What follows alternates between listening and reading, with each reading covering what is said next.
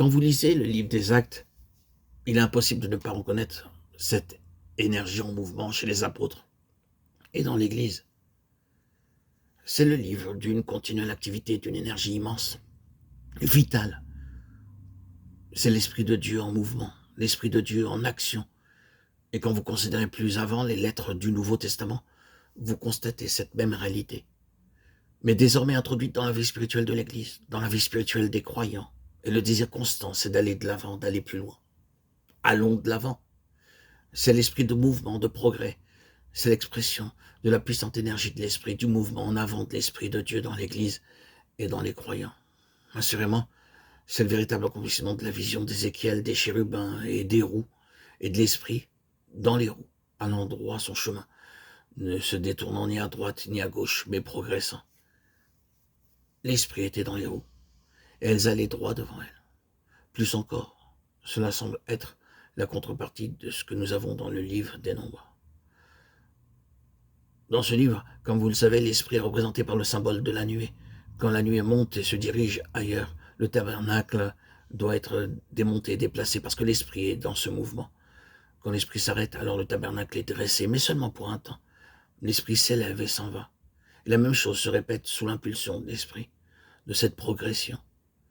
Le tabernacle, comme vous le savez, typifie la divine personne de Christ dans tous ses détails et tout ce qui concerne Christ étant dans les mains de l'Esprit Saint. Il le projette constamment en avant. C'est l'accomplissement de ses propres paroles dans Jean 16, 13. L'Esprit vous guidera dans toute la vérité, toujours en avant. Christ est la plénitude, la révélation divine tout entière. Et l'Esprit est donné pour conduire l'Église toujours plus avant. Il peut y avoir une pause pour un but particulier, mais quand le dessein est accompli, la pause est terminée. Et nous devons progresser. Mon propos est d'indiquer l'énergie en rapport avec le dessein de Dieu dans l'incarnation du Seigneur Jésus. Peut-être avons-nous autrefois trop mis l'accent sur le côté restrictif de tout cela. Nous avons si souvent cité les paroles du Seigneur. Je ne puis rien faire de moi-même. Jean 5, 30. Le Fils ne peut rien faire de lui-même. Jean 5, 19. Et bien d'autres passages similaires de l'Écriture qui indiquent le côté négatif, le côté de l'impossibilité, le côté de la limitation. Je dis que peut-être avons-nous trop mis l'accent sur cela. C'est une chose impressionnante que le Seigneur puisse dire « Je ne peux de moi-même rien faire ». Le Fils ne peut rien faire de lui-même. Les paroles que je vous dis, je ne les dis pas de moi-même. Le Père qui habite en moi fait ses œuvres. Jean 14, 10. Alors que le Seigneur qui disait tout cela était la personne la plus active et énergique qui ait jamais été sur cette terre. Sa vie était caractérisée par le mouvement, signifiant un mouvement avec des effets, un mouvement avec une finalité, un mouvement avec des valeurs d'un caractère éternel. Il n'y a pas eu de vie plus marquée par cette activité. Peut-être, me direz-vous, devrions-nous passer sur le versant positif.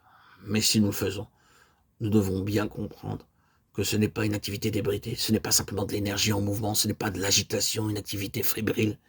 Il y a bien ici l'expression d'une nature. Et c'est cette nature caractérisée par l'énergie et le mouvement qui détermine la qualité du résultat. Il y a eu, et il y a beaucoup de vies, des vies formidablement actives. Mais de nouveau, nous revenons au grand test de tout cela. Le caractère incorruptible paraît-il toujours? Et quelle est la proportion de tout cela qui ira jusque dans la gloire et pour l'éternité? C'est cela le test. Et la véritable question. Mon propos ne se limite pas à dire que le Seigneur Jésus avait une vie très active et qu'il était toujours en mouvement. Il y avait quelque chose en lui qui n'était pas seulement le mouvement d'une personne très énergique. Il y avait là quelque chose de bien plus grand que tout cela.